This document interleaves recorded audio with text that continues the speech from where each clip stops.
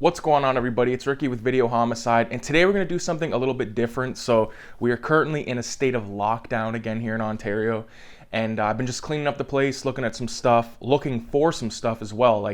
I've lived here for the last maybe 5 months, and I've been looking for this one item ever since I moved in that I could not find anywhere. So I basically wrote it off. I'm like, you know what? It's gone. What can you do? Shit happens. But as I'm cleaning up around here, because there's nothing else to fucking do, I came across this bag, and I noticed that the item was in this bag. And I haven't been through this bag since I've lived here, and some of this shit I haven't seen in even longer than that. So, and as a matter of fact, this bag may now be considered as a collector's item because Freshco no longer does plastic bags. They only do the, sort of fabric bags, which is good, you know what I mean? But I feel like I've thrown out just as many of those fabric bags as I have with the other ones because, they just add up, for Christ's sakes. But anyways, we're going to delve into this. The first thing we're going to pull out is, okay, here's a laser disc of Lethal Weapon 3, which is my favorite Lethal Weapon of the franchise, other than the first one, really. Really love this movie. I love the dynamic between Murtaugh and Riggs. I fucked that up, but and I love Leo Getz. Joe Pesci comes in. Joe Pesci comes in during the second one, and he stays for the rest of the franchise, and he's just like a good mainstay. Helps. He's sort of like a good third wheel that is easy to pick on and stuff like that. But yeah, laser discs, if you're unaware with what they are, it's basically the same size as a record, only it looks like a CD. So I'll pull this out, and I have no intention of ever watching this on Laserdisc, but there it is. So it looks like that on both sides, which is cool.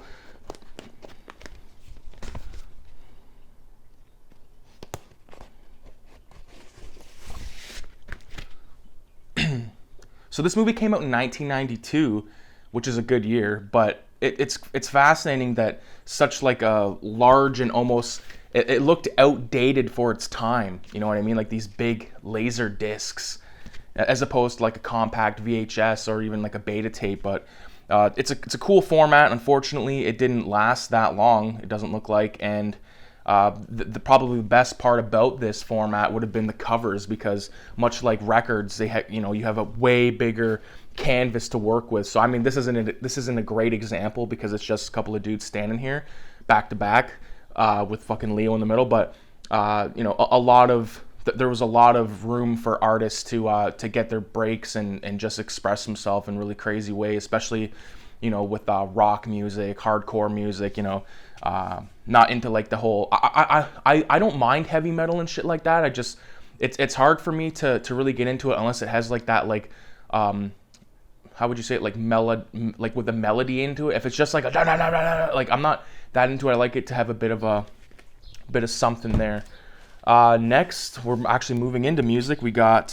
This is the Wu-Tang Clan's debut iconic single, which is Protect Your Neck. So this has Protect Your Neck, the radio edit, so the censored version, the Shaolin version, the bloody version that has Method Man, the radio edit, smoked out version, homegrown version, and bonus beats. So I've yet to actually ever listen to this. My dad has a record player, but one of the cool things about this was I paid $20 for this years ago, but I always thought this was badass because the record itself is black and yellow, which is really badass. I'd love to actually pop this in one day and give it a good listen. I might actually stash this up back there for the background because I think it's a cool logo. For those of you that are fans of the Wu-Tang Clan, you might know that was going to be one of the original versions of the logo, on a book. And there's another version of the logo where it's a guy's head, which is really badass. So glad to have that out. Oh, damn. Okay, here's the last record that I have, and one of the most badass. I know the Trash Stash will get off on this. Death Wish 2, with an amazing cover. Not sure who did. Okay, so R. Graves was the artist on this, and it's got that classic Charles Bronson looking at the map of the city. Death Wish 2 is my favorite Death Wish, and I think that the music, fuck, I just bit my tongue. The music's by Jimmy Page, who I believe was in Led Zeppelin. I could be wrong. I'm pretty positive about that, but it's got all the music that you need. Death Wish, man. I fucking love Charles Bronson. All right, so that's that for the... Then there's going to be some random stuff that I may or may not show you. Here's like some storyboards for a film. Not sure which one this was. This was... I believe this was... Okay, yeah, so this was before... This is from 2014, these storyboards. So this was probably Afrodeath 3, which is no longer available to watch on YouTube, but I do have copies of it. What else do we got? We got Gore Zone issue 2 with Jason Voorhees on the cover. What else is in this issue? Video news, gruesome previews, and horror fiction. We got Friday the 13th Part 7, Assault of Critters 2, Faceless and Slugs, Demons 2, Prison Lady, Lady in White, The Unholy. Just a bunch of Poltergeist 3. Like, honestly, a bunch of stuff I really don't care about, honestly.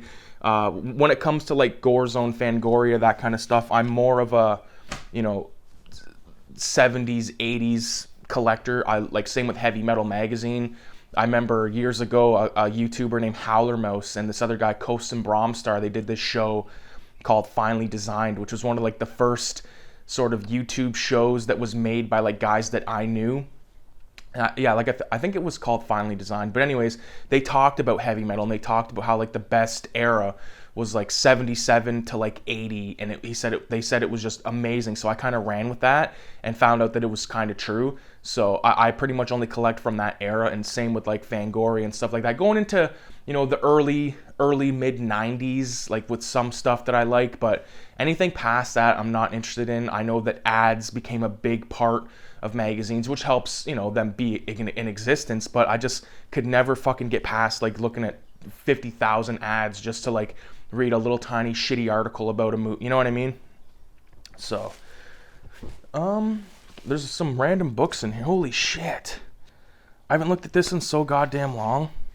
Okay, so this right here is a book, cartoon animation, which is by Preston Blair, and it's just like a one of these kind of books that teaches you how to do facial expressions, poses, all that kind of stuff.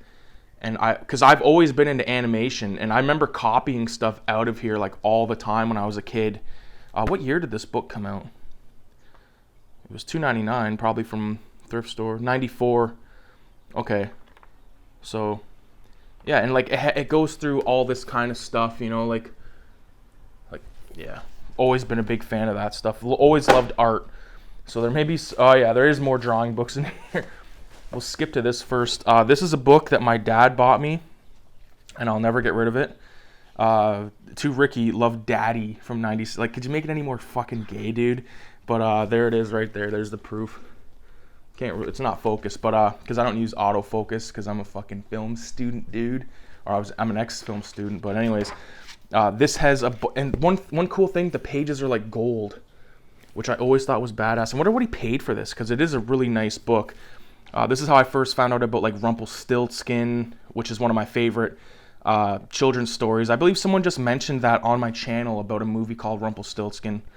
Might have been Radioactive Blob Fuel, or it might have been Trash Dash. But anyways, Jack and the Giant Beanstalk, Little Red Hen, Snow White, and it's all accompanied by art by different artists, which I thought was always cool.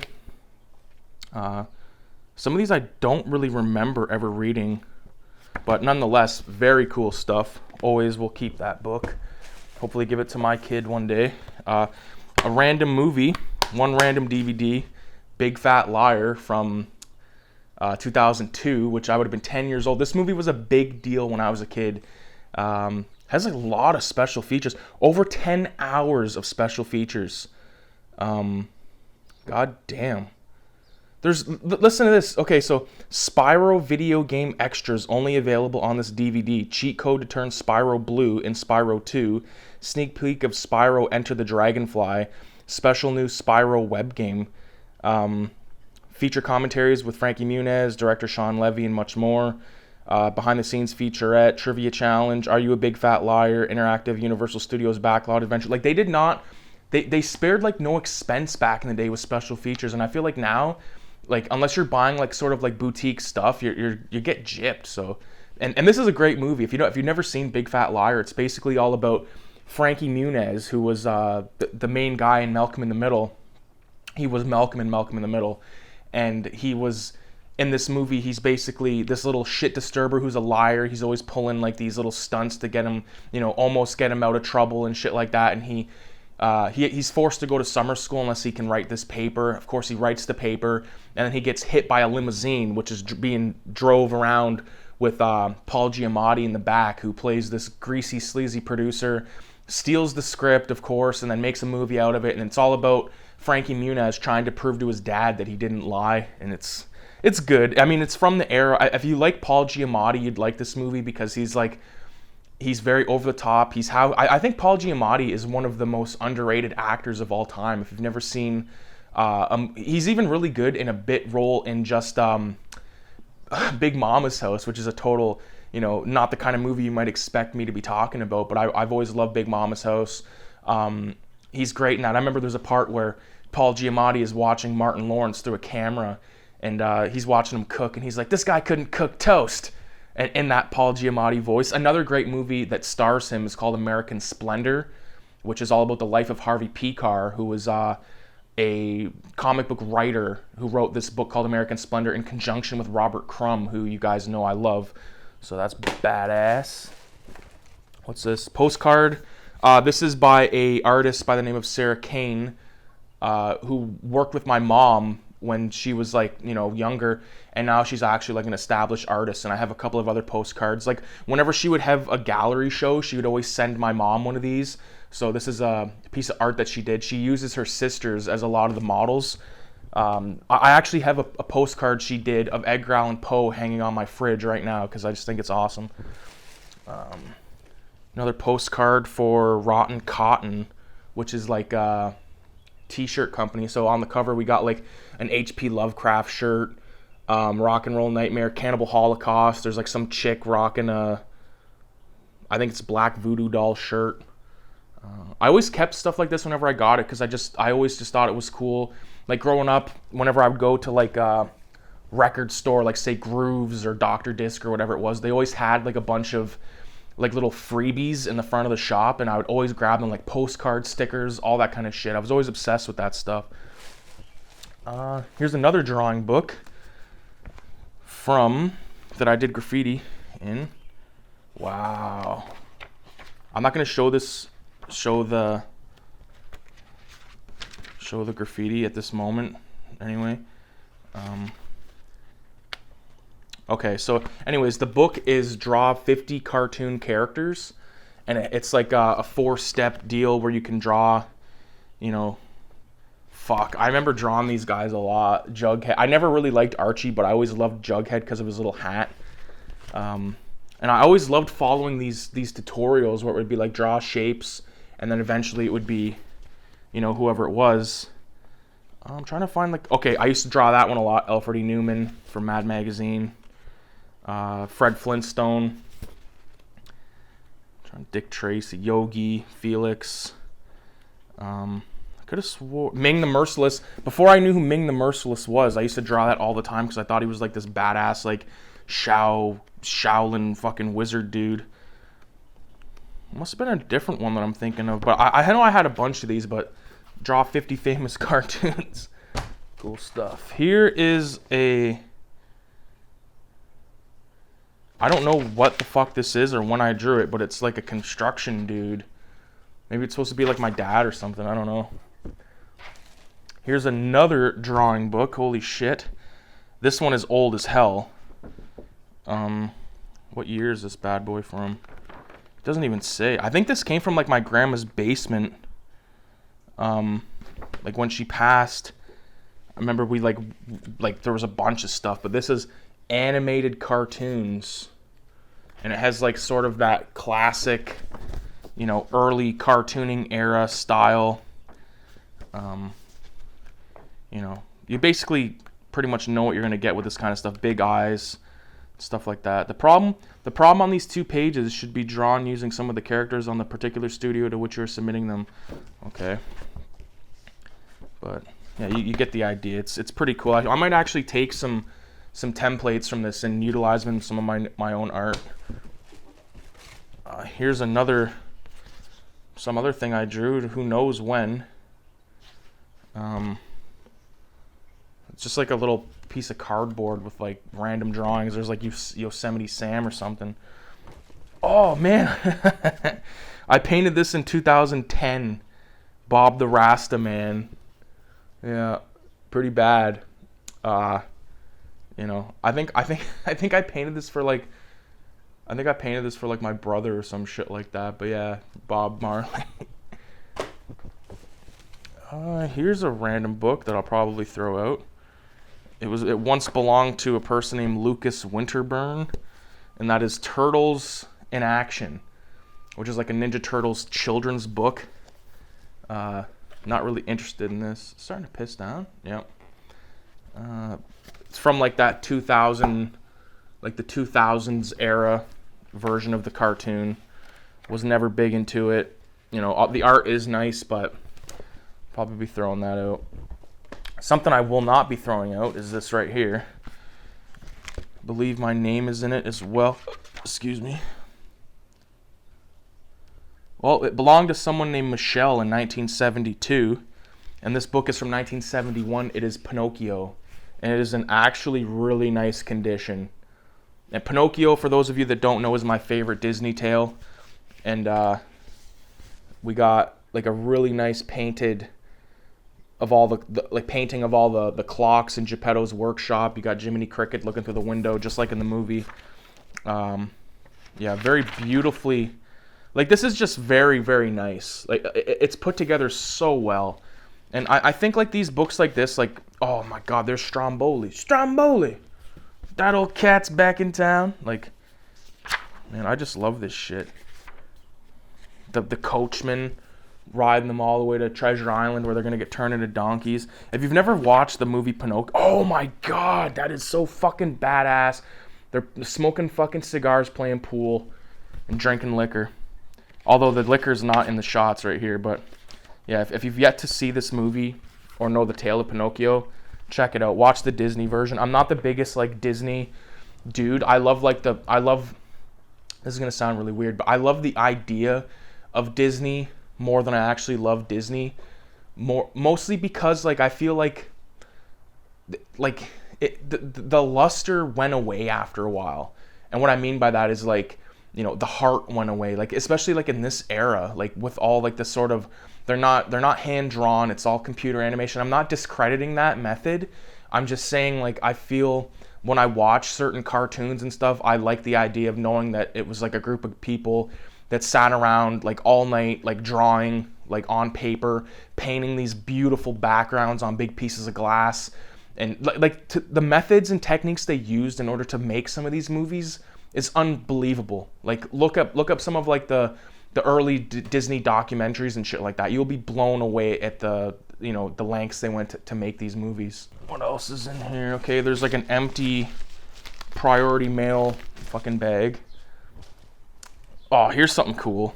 I was always big into Beavis and Butthead, and they put out like a lot of books. I've actually got quite a few Beavis and Butthead books. Shout out to the Instagram user Beavis and Butthead Collector, who's like this dude. I believe his name's Sean Beard, and he just collects everything Beavis and Butthead, and he seems like such a lovable dude. That's all I'll say. But this was $1, and it's the Beavis and Butthead travel log, and it's just like all the different states and different countries and stuff, and I think even Canada. There's OJ. The glove did not fit. If the glove didn't fit, you must have quit. Famous line from the trial. But anyways, yeah, Beavis and Butthead. What do we got here? This is it's an instruction manual for an old projector that I once owned that ended up fucking breaking. This is a postcard for when I got my karate uniform. What the fuck is this? Oh, okay, here's a cool one. This is another cartooning book. So Cartooning with the Simpsons, which was, look at, there's my name. I like try to do it all like fancy. Can't really tell, but yeah, the basics. How to draw Homer, how to draw Bart. Not like in like a rotation, but just like sort of a 2D kind of thing there. And they always use like this weird thing with like how many balls to separate his eyes, and like the shape of Bart Simpson's head is like a can and all this stuff. I specifically remember drawing a few of these faces of Bart. Pretty much only drew Bart and Homer.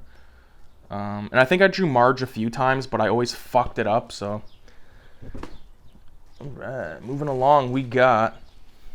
Oh, here's an example of mid-90s Fangoria. I don't know what year this one is, hold on. 1995, and that has Vampire in Brooklyn on the cover. The only reason I would have bought this would be because of the article on Vampire in Brooklyn. I love the film. Wes Craven, Eddie Murphy, written by Charlie Murphy, their older brother, and Eddie, which I think is awesome. This also features Castle Freak, From Dusk Till Dawn, The Good, the Bad, and the Bootlegs. What? That might be something I want to check out. The Good, the Bad, and the Bootlegs. Let's see if I can find it. Weekend before. Maybe I'll go through a few Fangorias and do sort of like a 22 shots dead mail type thing. What else do we got? Oh, here's my list of this is the Video Nasty print off from Wikipedia, and I was using this as a way to mark off like what I had either owned or watched. See like the red circles. So for instance, the ones that I'd marked off so far were, and this could be updated because I've seen Anthropophagus, I've seen Bay of Blood, Blood Feast is circled, Cannibal Ferox, Cannibal Holocaust, Devil Hunter should be circled, Driller Killer, Evil Speak, Last House on the Left is circled, I Spit on Your Grave should be circled, House by the Cemetery, Zombie Flesh Eaters, also known as Zombie, The Beyond, The Evil Dead, The Funhouse, Foxy Brown, Friday the 13th. Someone just talked about Foxy Brown in the comments as well. Christmas Evil, Dawn of the Dead, Hills Have Eyes, Martin, you know.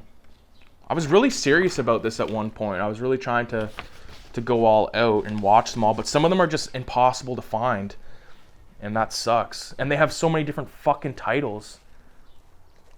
Alright, so we got issue of Famous Monsters, September issue from oh, Jesus Christ. The September issue, which is number 46, from sometime in the 70s with the Phantom of the Opera, Vampire of the Opera on the cover. Exclusive Boris Karloff in the Magic Castle, The Mummy Shroud. In this issue, The Vampire and the Ballerina. Always loved Famous Monsters. It's the more kid-friendly version, I would say, of the horror. Oh, fuck yes! Okay, this is dope because I just literally found these air fresheners right here, so random, but the Lucio Fulci Zombie air freshener, the Lamberto Bava Demons air freshener, and I have the Dawn of the Dead one, and I have the Burning Angel, like porno one. These all came from Shock Stock, which I've talked about a lot. There's a sticker with the old title, Blundzilla Video. Boom. I'm getting excited because, yep. Okay, here's a couple of fanzines, and I will be talking about fanzines in the near future. This was a TV guide that I made, which is actually only just the cover. It's not an actual zine. Here's an actual zine. This is this was actually in one of my short films, got covered in blood. This is Bluntzilla Video, the issue from October 2017. I can actually flip through it. It's got like just random art, random stuff in there, but always loved making zines.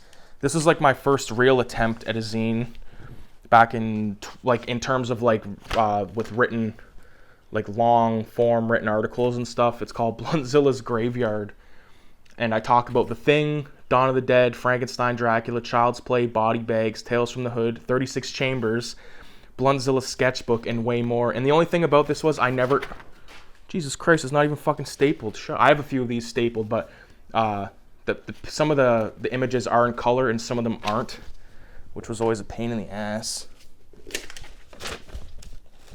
All right, so moving on to the cream of the crop, the thing I thought that I lost. I've showed this on the channel before. There it is. My very own video guide, handwritten video guide. Property of Ricky Paradis with a drawing of the purple demon right there. So I started this in December 27th, 2017, where I cover movies like The Godfather. Like everything that I watched, I did a 4-star rating system, and I wrote everything down, man. There's like a sticker in there. So I'm so glad to have found this.